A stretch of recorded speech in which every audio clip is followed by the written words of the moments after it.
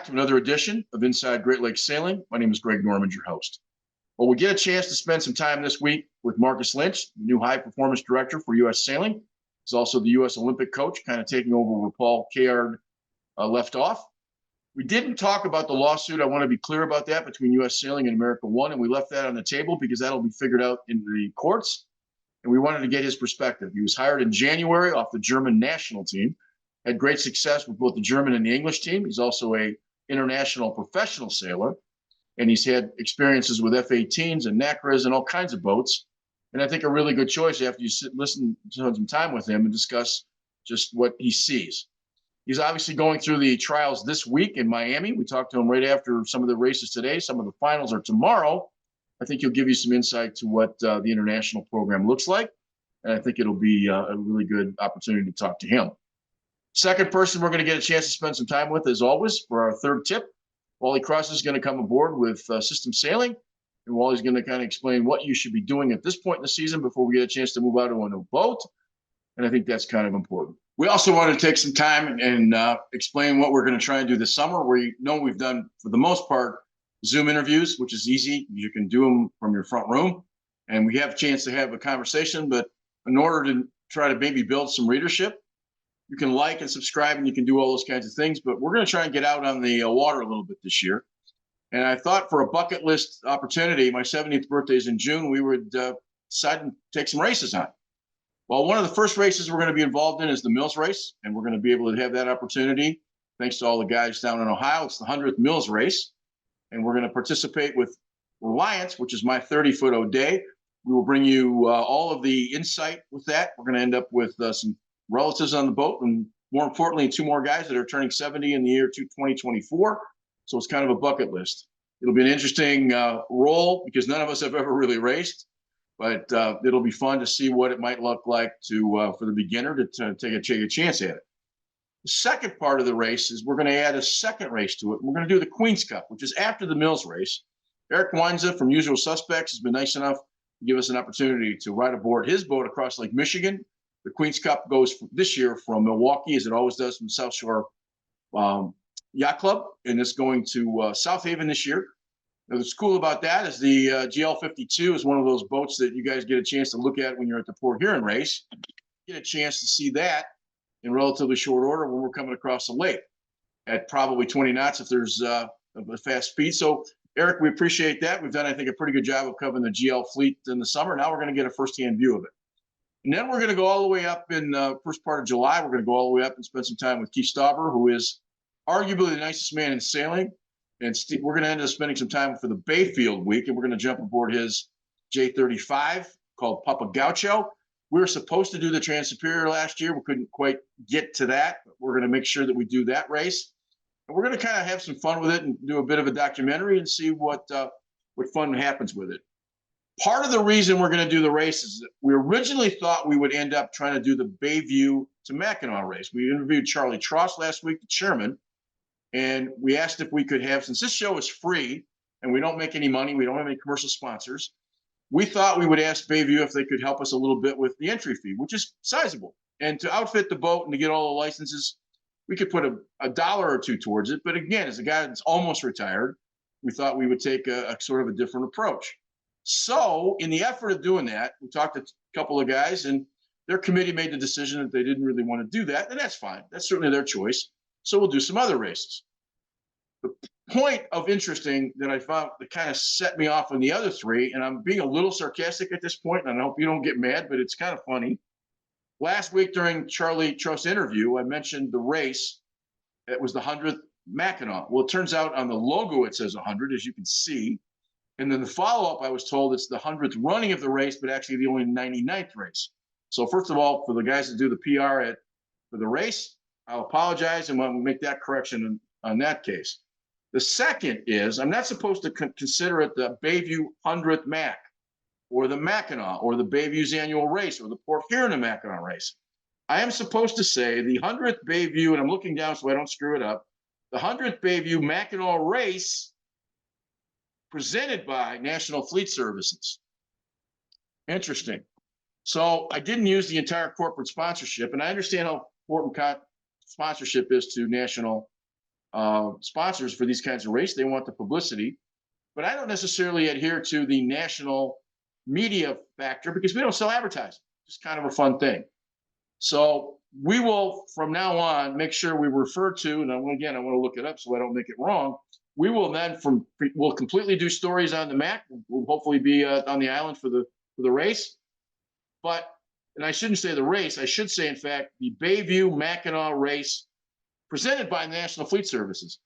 And when we cover the 100th Bayview Mackinac race presented by the National Fleet Services, we hope you'll enjoy the insight, and hopefully we'll get an opportunity to spend some time in the middle of July covering the 100th Bayview Mackinac race presented by National Fleet Services. Welcome back. We are lucky enough today to have a conversation with Marcus Lynch, who is now the U.S. Sailing High Performance Director, has just been hired in January. And you're coming off the ILCA 6 and 7 championships this week, which is a sort of a precursor for the Olympic trials. And you got a busy week. So how has it been going so far this week? Fantastic. I've had doing great racing, very challenging conditions, a variety of conditions. We have 12 races completed in both the ILCA 6 and the ILCA 7 and go into the final day's racing tomorrow. How many Olympic categories are there, and how many are we qualified for? 10 disciplines, 10 categories in the Olympics. We are still to qualify in the kite men, the ILCA 7, the single-handed men discipline. And your best guess will be represented in all categories? Well, and the 470 actually as well. Yeah, my best guess is we have so it's very different this time at this quad. So World Sailing have created an opportunity to qualify a regatta called the Last Chance Regatta. So each discipline goes through a series of events where they can qualify at the Worlds in The Hague last year, at a continental event. And for the first time, they've got a regatta called the Last Chance Regatta, where the remaining places will go down to a winner takes all sort of final event in here this spring. The last chance regatta, and there should be a subline, I guess. There is no tomorrow. There is no tomorrow, exactly. Yeah, that makes any sense. They'll be getting out the final tickets for Marseille this summer. You know, you're hired in January and you're doing these trials right now. I mean, I understand you have an international record, and we'll get to talk a little bit about your background, but that's kind of being thrown against the fire a little bit, isn't it? In that shorter period? Yes, I have 3 goals coming into this role, and the first goal is it's going to be very challenging to affect the outcome of our team as we go into Paris this summer. So my first goal in relation to Marseille is to make sure that through the experiences that I have, we don't have any stone left unturned. So I want to have a positive impact or a neutral impact to come in and parachute into people's programs and be disruptive. So the first goal from my Marseille area is to ensure that I have a positive impact. I can look at what we've got in place right now and make sure we haven't missed something, and that the athletes in the team competing this summer can go about their daily business with the minimum distraction and can focus on their processes day by day.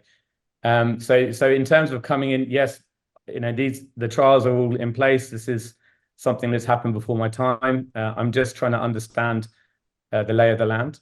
The second goal, which I think is relevant here, is to get a bit of a longer term view on the LA process and make sure that we can put in place great infrastructure, human infrastructure, etc., to make sure that we can capitalize on the fact in 4.5 years' time. And then my third goal is to connect with as many people and individuals that are wanting to support the first 2 goals. Quick question. Marseille has got very specific sailing conditions. We've heard it's a wonderful place to sail. When you're picking a place for trials, do you try to emulate the same kind of sailing conditions that might be over in Marseille? It's logical to do that for sure. Sailing's a sport full of a huge amount of variables. And if we can refine the trials process that replicates the conditions we'll have at the Olympics, it makes completely. coming in on the short term of going to Marseille, but having the Olympics in our backyard in Los Angeles in 28 certainly is going to keep you busy over the next 4 years, I would think. I envisage that to be true. Yeah, I'm very excited about. Obviously I was part of the home games for London 2012, and the experience of actually that was with the Paralympics and a bit with the Olympic team, but being able to build up to an event in your home country was a fantastic experience, and I look forward to taking some of the lessons I've learned through that process and bringing them here to the US team and the home games in 2028. I'll assume you're English. I don't think that's a secret. Yeah. Follow that is when did you start sailing? How did you get involved in the sport? Um, I started sailing 8 years old in a half-term camp through a friend that my mother booked me. She didn't know what to do with me for the week, so she sent me down to the water sports center, and I learned to sail there. And I met a couple of friends. One of them ended up being the best man at my wedding. His father owned the water sports center, so that sort of got me into putting some traction into the sport. I'm from a sailing family at all. I just built a love for the water, for the wind, and being able to be out there using the elements to have fun. So at the same time, I learned to windsurf on the same week, and those two parts of my life have continued. What part of England did you grow up in? The south coast of England, straight down from London, there's a small town called Eastbourne. Okay. Most people will recognise Brighton. It's a coastal seaside town with hills on one side for activity, mountain biking, walking, and a bit of a wavy, shore dumpy beach, stony beach, quite hard to launch from. So you learn quite early on how to get out of tricky conditions. You started your pro career in around 2020 at the turn of the century. You started on F-18s and were professional for that, I think, in 8 years. Why the F-18? That's a pretty popular boat in this area. Yeah, so I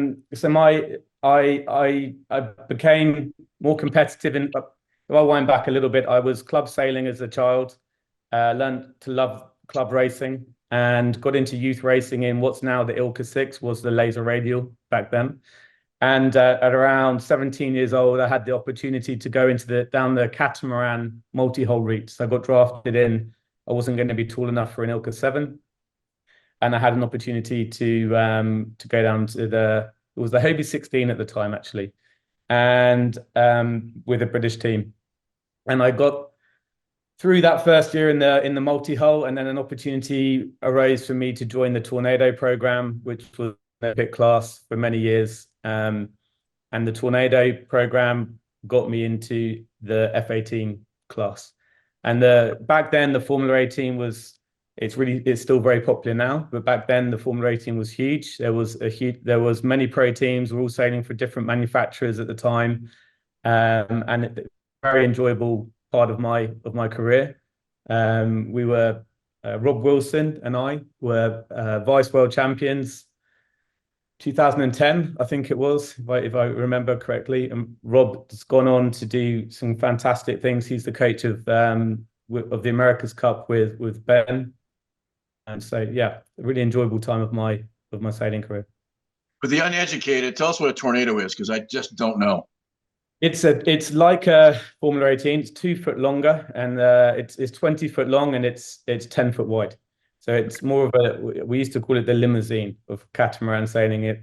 With it being a little bit, it was more stable in gust response, and a bit more freedom to design different parts of the boat. And yeah, fantastic. I've been told by professionals I'm not supposed to tell people I don't know things, but the only way I'm going to find out is if I ask the question, which brings me to my second question. You really got involved in the Paralympics right after you got involved with coaching at that point. And my question is twofold. Why Paralympics? But then Scud is another boat. When I saw Tornado and Scud, I have no idea what a Scud is. Maybe you can explain that too. It's so the Scud was first and foremost a really accessible, diverse class. Okay. And it's a keel boat. It's 18 foot long, and it has, if you can imagine, a a skiff rig, so an FX rig, for example, a Right. little bit smaller, something between a 29er and an FX rig on top, then that's what it was. That's what it was. And you could modify certain parts of the boat to fit the limitations of the athletes that were sailing them. So you could level out people's disabilities and give them an opportunity to race equally on the race course. It was fantastic, fantastic boat. You coach the best racers in the world, but I got to believe that the Paralympic kids and the folks the sailors that you were worked with has got to be just as rewarding, just because of their, you know, Yeah, it makes absolutely. I them. mean, the daily challenges of those athletes just to get on the water is huge. And I learned a lot about prioritization, time management, planning, being organized, being considerate and understanding of the challenges we face every day to make the program work. And over that, so we did the Paralympics in London. Alexandra Rickham, Nikki Birrell, bronze medalists there. And then we did another cycle for Rio, and again they were bronze medalists in Rio. They won a couple of world championships along the way, and it was a very good experience. I learned a lot from them. They taught me a lot, and I hopefully when we finish that program together, we'd had a good few productive years together. I'm involved in the ski business, and I've mentioned this on the show a number of times, but I've had a good luck to work with blind skiers and then with handicapped skiers. So when one of my elite kids starts, complaining that his big toe hurts or the hot chocolate isn't big enough, I say, just by this chance, look over there. There's some poor kid, trying to struggle to get into come off the ground. He has no legs. So don't be bitching to me about that when these guys, face the kind of challenges they face. So you got to give them great credibility. I would also think that would make you almost to some extent some insight to coaching that you might not get with an able-bodied person just because of the struggles that they go through. Yeah, I think so. I think you have a much more you have a greater understanding of people's daily lives when you need to be more considerate of what can and can't happen easily. And so from a coaching perspective, everything was very well thought through. We had, there are coaching skills that I'd learned before that I had to maybe lean on a bit more and to be we had to be very well planned. There were other people involved in the program that needed to know when we would be launching, we would be coming back, and simple things like that. Or we needed support with moving the equipment around or filling containers, things that people couldn't do that we couldn't have the athletes involved with from a physical perspective. So there was a huge amount of organizational skills, which I probably leaned on more.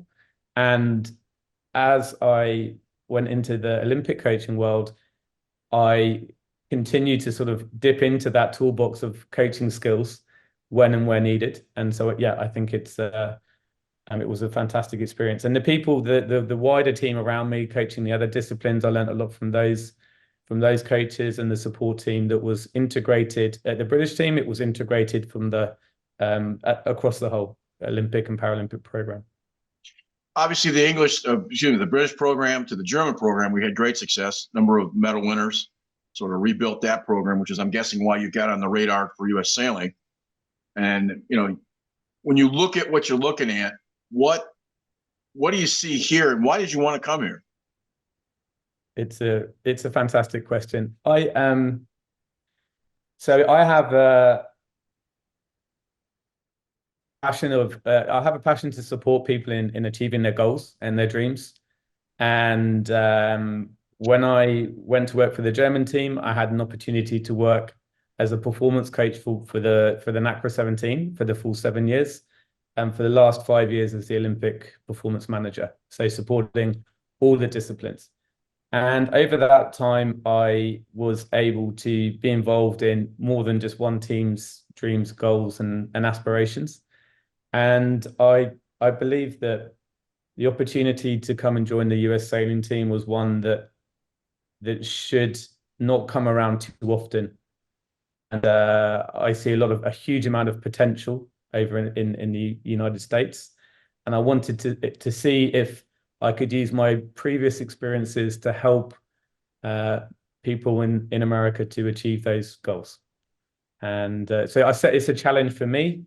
It's one that I think is achievable. I do understand performance sailing.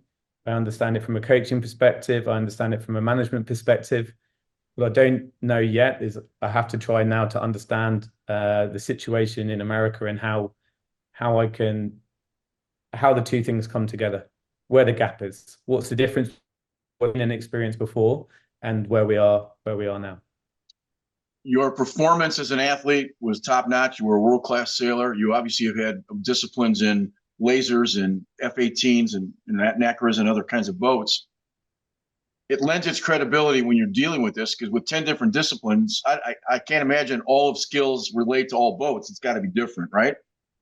Yeah, it's completely different. And another area that really helped me and actually helped me in my last role with the NACRA 17 is I was quite early into the foiling disciplines. So I spent 5 years, 5.5 years working on the Extreme Sailing Series. So the Extreme Sailing Series was a predecessor to what now has become Sail GP and has grown in, it's a combination of things. And in the Extreme Sailing Series, we moved into the foiling GC32 class, 32-foot foiling catamaran quite early on. It was one of the first big foiling catamarans to be racing on a commercial circuit. So I was able to learn quite a lot early in terms of how the boats work, how foiling's working, how we need to think about racing differently, how we need to maintain the equipment, what the concepts are of accelerating boats, taking them to the foil, keeping them on the foil, and how we prioritize things maybe differently to the slow boats. And so the slow boats, like the scud in the Paralympic discipline, was a fantastic opportunity for me to understand racing from a much slower perspective, where things take a bit more time and they play out slower. So, and as I mentioned earlier, I served my whole life, so I've got a very broad range of experiences, and I like to look at sailing in the whole as to we have the wind, we have the water, we have our equipment, and we have people. So how do those four things come together, and how does the game need to be played on a daily basis? Marcus, what's the hardest boat to coach of the 10 disciplines? Pardon, sorry? Given everything equal, if all the sailors in the 10 categories were on boats, what in your mind as a coach is the hardest discipline to coach in that group? So that's a tricky question. I think that every discipline has challenges. Right now, having had a little bit of experience with this discipline, I would say that the kiting men and women, Formula Kite, is one of the most challenging disciplines for the coaches to be involved with. The athletes go so quickly. It's hard when you see it maybe on the screen. Relatively, they will look like they're going the same speed, but it's hard to get the context of exactly how quick that is. Right. And trying to be maybe in a coach boat or video or see the intricate details of what's going on, it's really quite challenging. So, and it's new. It in an Olympic world, it's new, and so a lot of Olympic have sailed in the discipline or the boat that they're coaching. And when a discipline is new, that's generally not the case. So people, from a coaching perspective, they're taking transferable skills from different disciplines, trying to understand how they apply in that. So I would say most Olympic coaches, when they look around, also believe that white foil coaches have got a tricky job ahead of them. If I ask some German athletes and eventually some American athletes that have obviously, participated with you and you as their coach, what would they tell me about your strengths and weaknesses as a coach? It's an interesting one. I think from a strengths, I think most people that I work with would say that I'm very consistent in an emotional way. So I try to stay very level and end up being the benchmark. So if we finish a race and a sailor comes up to me, they'll normally look at me as their benchmark. They're elevated, they've had a great race, and they get back to being level, or they're unhappy, and will try and pick themselves up to get to a place where they can be logical. Sailing's about making good decisions, and to be in a position to make good decisions on the race course, you need to be in a place where you have good control of your mind. I think that from a negative perspective, it could quite easily be that I don't necessarily um, I maybe I focus too hard on performing every day or moving forwards every day. It can be seen as a positive, it can be seen as a negative. I always want to move forwards every day, and sometimes I need to give myself the space to take a step back and take a minute. In the sports we've been involved with, I ask for 0.5% a day improvement. They get 0.5% a day. At least they're looking at making the next day better than the day they're in. But one of the threads that I find in sailing, and again, as a coach at the collegiate level, we look for the best coach, communicator who can talk, who can explain the ideas. And having been involved in a junior sailing program here, and certainly not at any level, but they keep telling me how good the guy sails, but I keep asking if he can coach. And if he can't coach, it doesn't matter how he sails. Correct. And in a sport where you can be competitive your whole life, that kind of gets lost in the sailing coaching part of the business. That's why I'm asking the question. Yeah, it can do. So actually, you've hit the nail on the head there. It's really specific. To become a sailing coach, obviously you have to have knowledge and experience, and that goes for any sport, the knowledge and the experience. To be good at coaching, you have to be able to develop people and to develop human beings and to be understanding of their daily needs and when to push hard, when to push hard on a topic to get to create change, and when maybe to be a little bit softer because it's not the priority right now.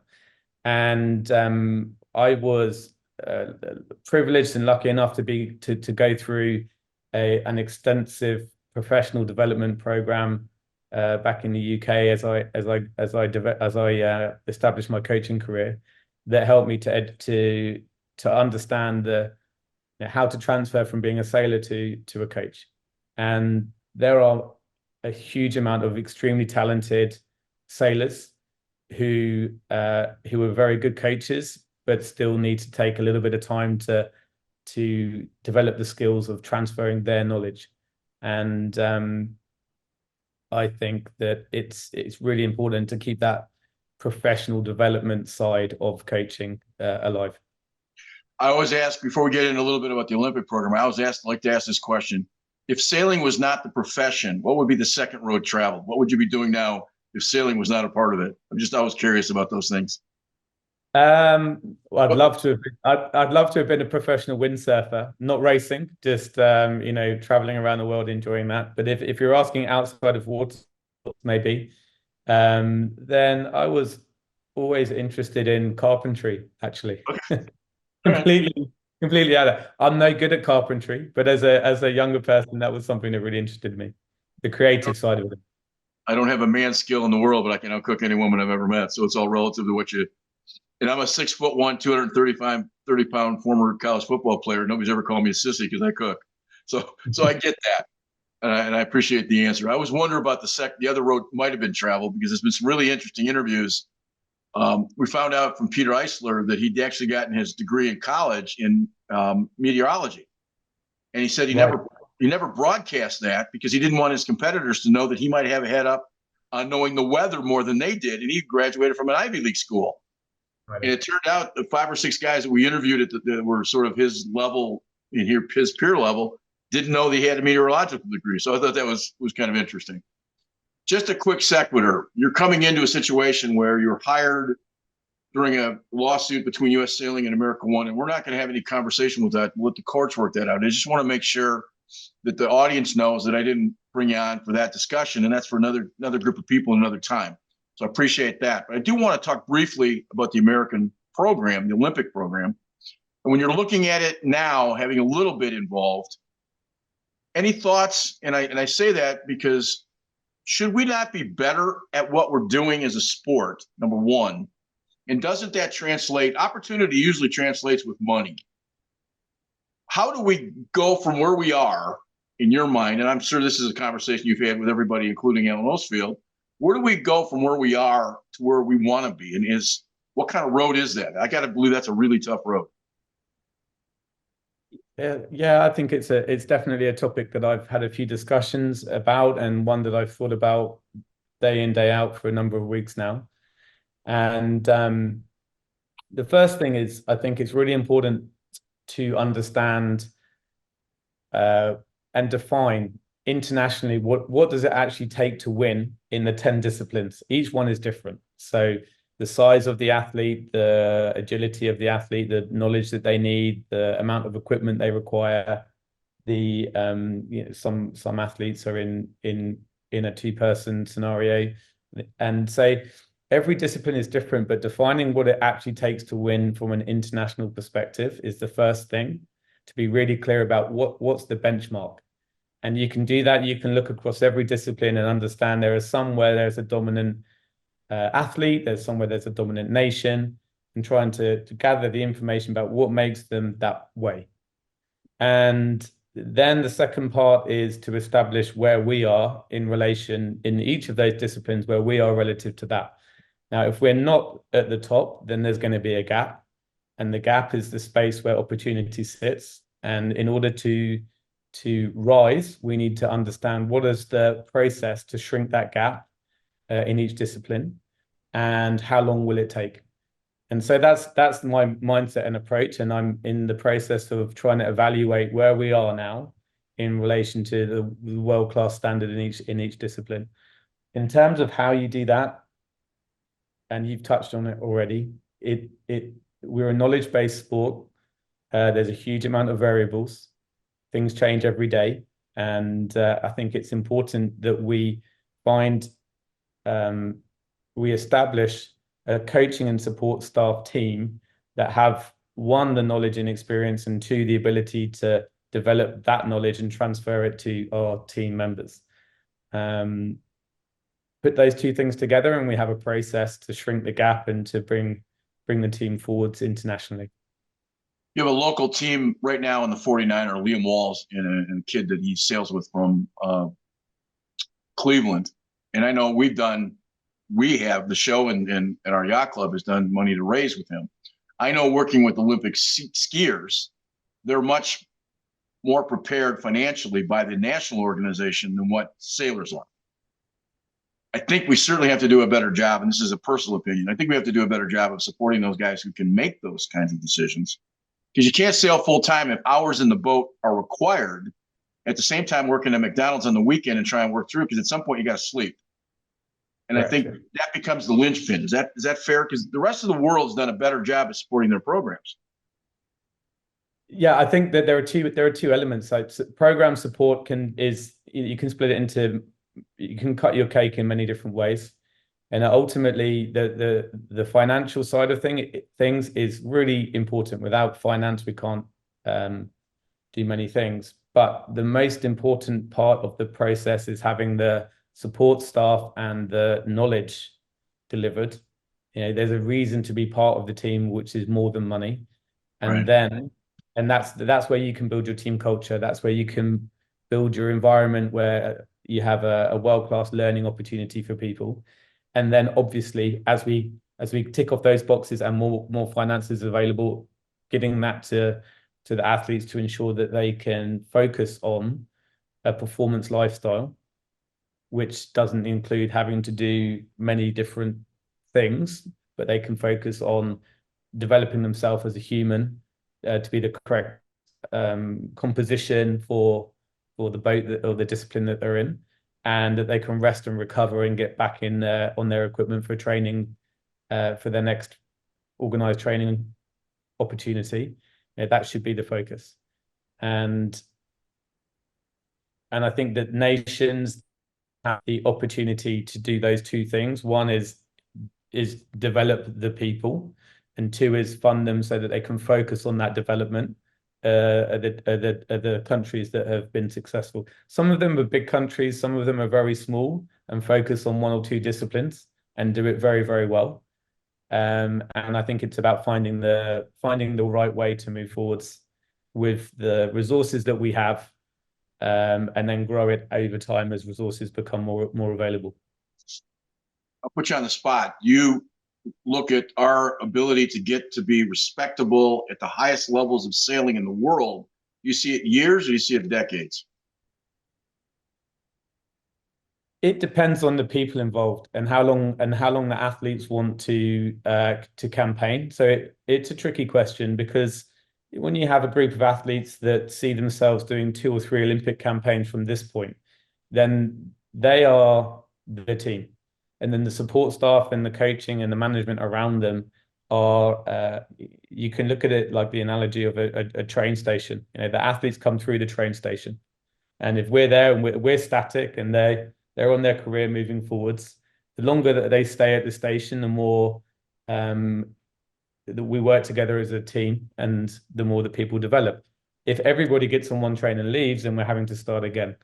And so it's really important to be able to develop your performance program where you can have role models, you can build success, and then to put the steps in place as you work backwards down the train line to make sure that there's a path they can get on and they can take their passion for sailboat racing and foiling and windsurf foiling and kite foiling, and that they can see that journey that takes them the whole way from being a junior athlete through to an Olympic program. So in terms of a timeline, I think it varies right now in each discipline. It can be years in some disciplines, and in others, it's going to take a little bit longer.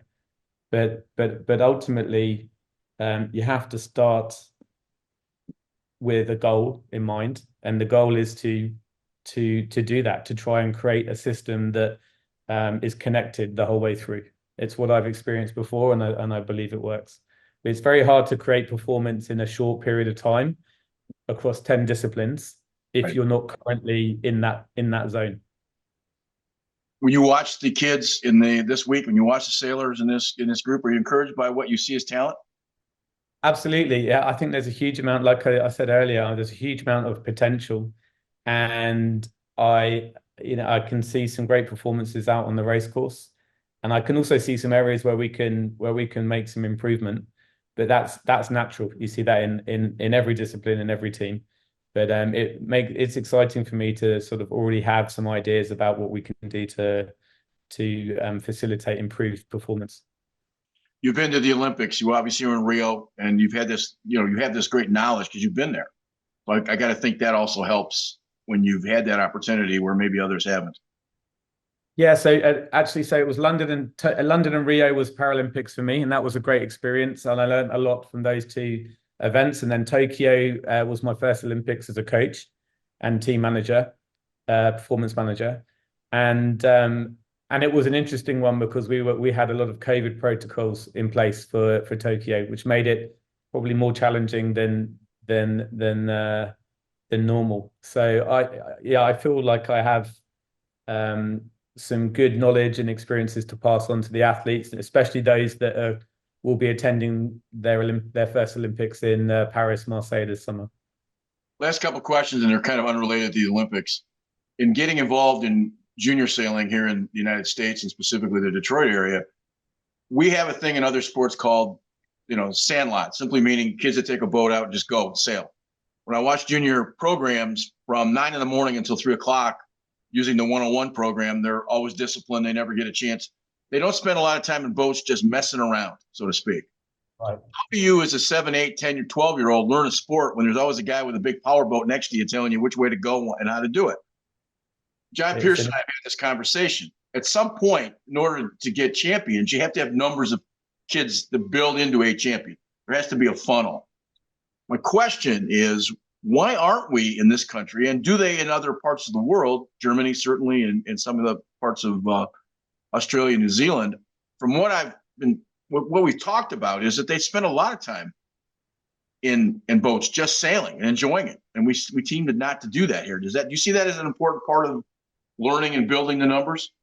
Yeah, absolutely. So this sort of performance pyramid that you're talking about is quite a well-situated structure back in the UK.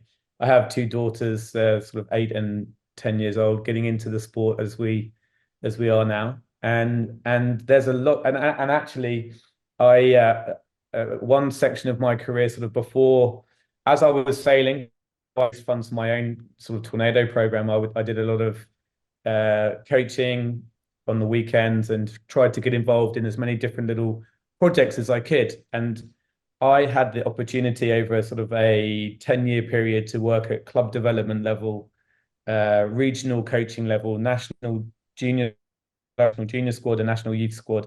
And so that gave me this opportunity to work the whole way through the system. And then having my children right now, our children getting into the sport, you see it again from another angle. And one of the things that I experienced over the years was organized play creates a huge passion for the sport.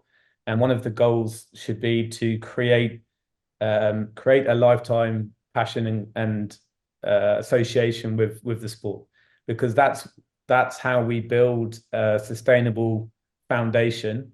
You know, people grow up, they have families, and they reintroduce their families into the sport again, regardless of whether they went into professional or Olympic sailing. So you have to keep the bottom alive, and to do that, it's about creating in my opinion, you have the performance pathway. Some people take it extremely seriously, and that has good outcomes. That's fantastic. But you also want to make sure people can understand that there's many different roles in the industry. And to have a passion for the sport keeps you in the industry. You can become a marine electrician, you can work in composites, you can become a meteorologist. There's many different ways to keep people involved in the sport. And to do that, they first have to have a love for it. So the performance pathway, the system has created some fantastic, from the outside, I can see some fantastic international results at a junior level in America. And in the UK, when you go back, you see maybe it's not all about the performance at a very young age. So there's some differences there for sure. I asked that question because there's a lot of people that look like me at my club spend a lot of time complaining about nobody in the junior programs, yet they're not doing a lot to support those junior programs. And I think that's part of the game. Again, a personal note that probably doesn't have any weight. Last question, absolute last question. What do you love about sailing? The variety, like every day is different.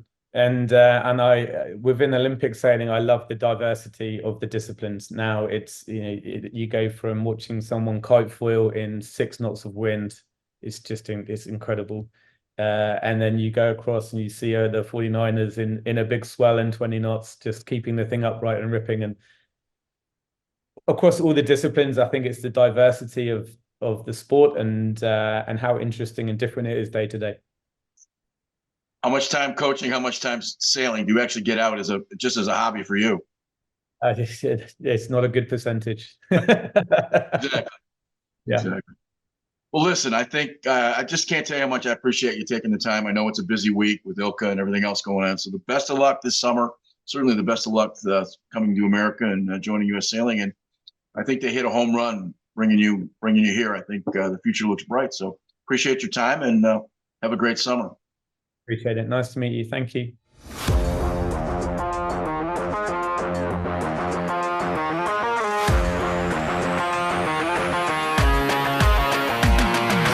So Greg, today let's talk a little bit about the concept of system sailing and why I'm so passionate about this process.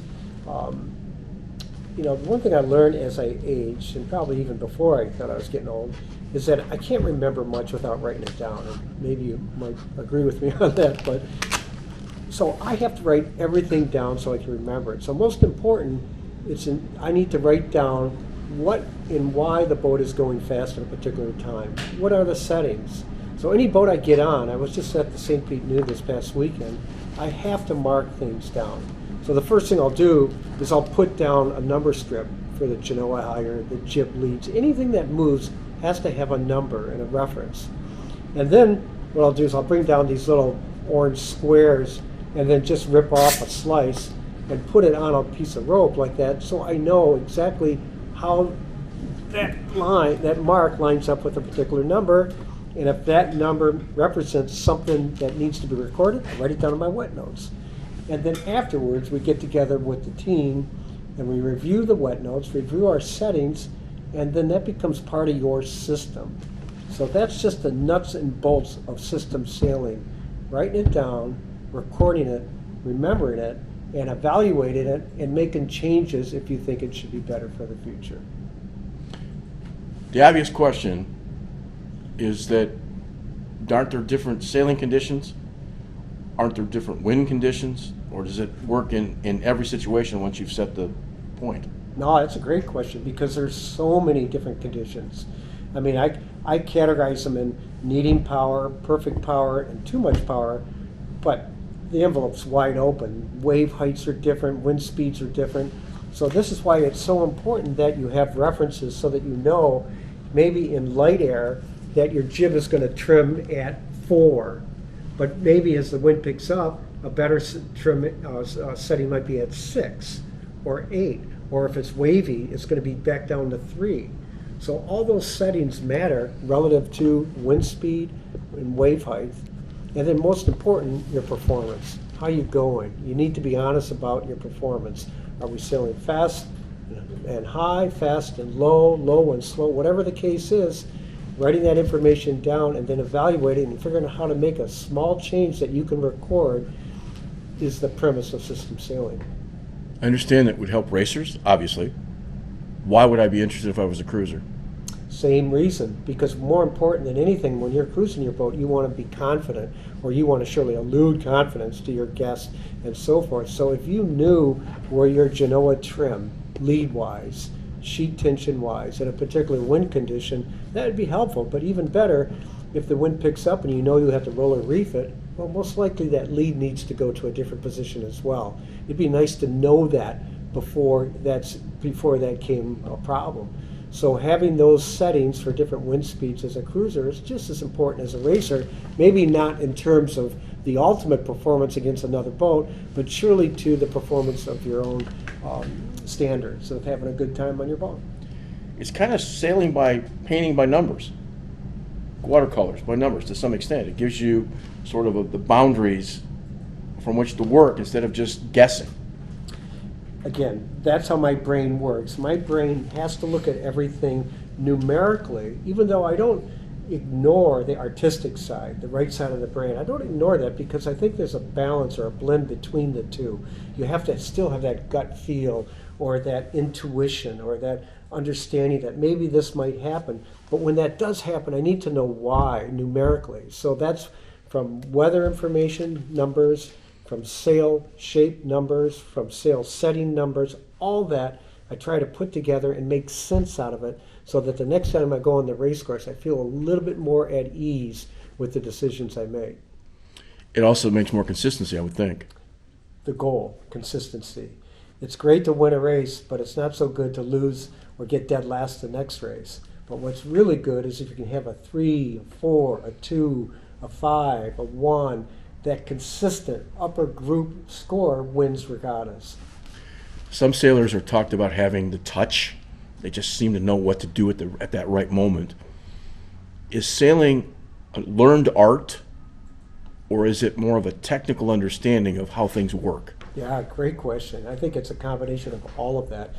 There are so many what I call artistic sailors in the past, and Buddy Melchis would be one, Elstrom, you name it, that just had that feel, that touch, that golden, that golden feel of how to sail the boat.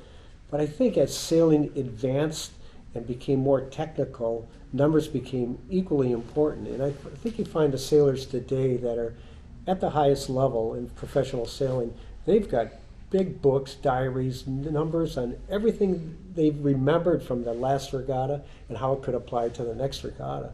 So it really is a balance. For me, I've got to have both. I'm not going to ignore the seat of the pants, but I have to make sure it makes sense numerically.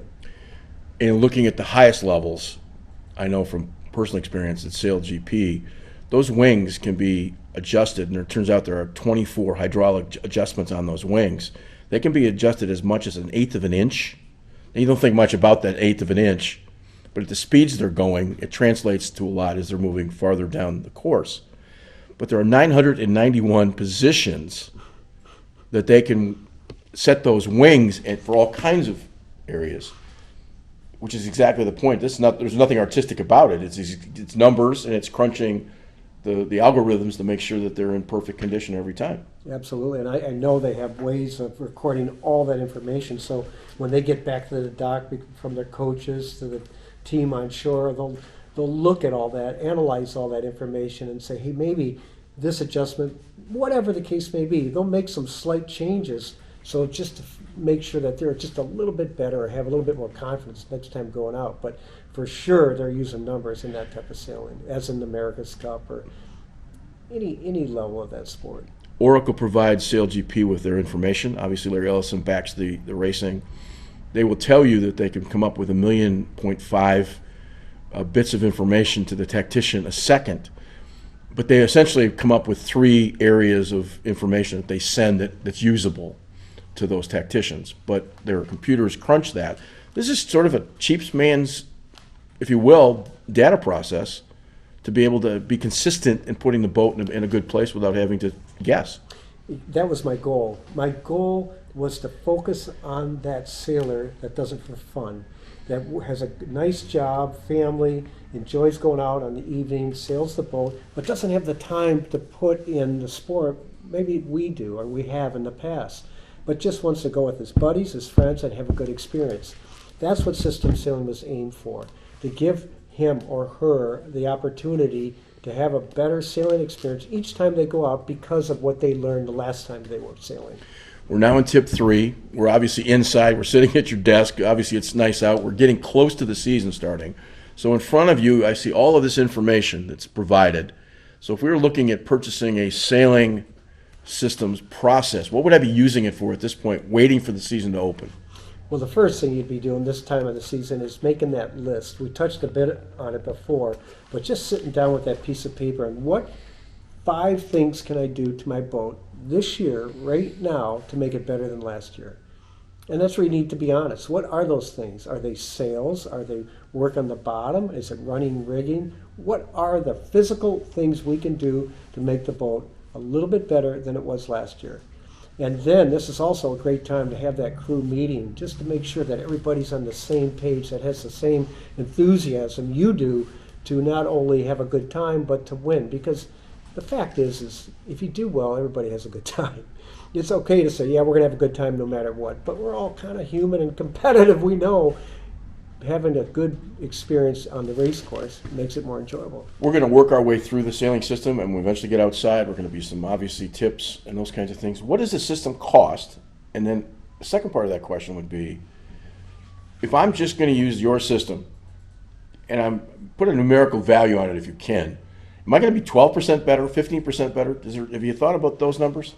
No, I really haven't thought about how much you'd be better doing this because it's so much just like going to college. Okay. Or any type of education you get. It's only up to you to determine A, what value is it, and then B, how am I going to improve from it? How am I going to be smarter sailing? More importantly, how am I going to feel more relaxed sailing because I feel more confident sailing? And that's all, totally up to the individual. But that's the fun part for me, is because when I leave a boat, I usually feel very optimistic that that group's going to have a better time on the race course, and most of the time they do. There's very few boats I can remember working with that went backwards. And the cost, and where can they get it? The cost varies depending on the time. I do a half-day sailing clinic for $500. It's a 4-hour plus a 1 hour on the shore, and it's just custom. It depends on the boat, depends on the people, but I put together a custom package that works for a variety of different boats at what I call this club racing level. I asked that question because people will spend all kinds of money on sails, getting them cleaned and fixing this, fixing that, and it's great. But if I had a Ferrari, I'd have somebody explain it to me how to race it, or at least drive it, because I would not understand how it works. So maybe the knowledge comes before the equipment. Maybe that is part of that discussion. Yeah, and the knowledge is important, the equipment is important. It's like a big puzzle. You know, the success in sailing is a 1,000-piece puzzle. Not one piece is more important than the rest, but they all got to fit together. Okay. Yeah. So we should disseminate the information, kind of figure out where we are. We probably have one more tip coming inside before we get into some of the outside stuff and some real tangible understanding of things, and appreciate your help. Thank you. So they wanted to thank Wally Cross for taking the time to spend some time with us and learning about the system sailing. So take a look at that at the end of the interview. We also had a chance to talk to Marcus Lynch, who I think is one of the best small boat sailors based on his record, maybe in the world. I think the U.S. sailing program got themselves a home run. It'll be interesting to see what he can do with the team, and I think he's committed to building it from the inside out, getting the right coaches, finding the right sailors, and guys that want to stick around. Now we got to provide U.S. sailing with some information where they got to start supporting these guys and doing it the right way. So I really look forward to what's going to develop with him. And hopefully we have him back a little bit after Marseille. We can talk about the Olympic experience. And we appreciate your time. So thank both to him and Wally, and we'll see you next week.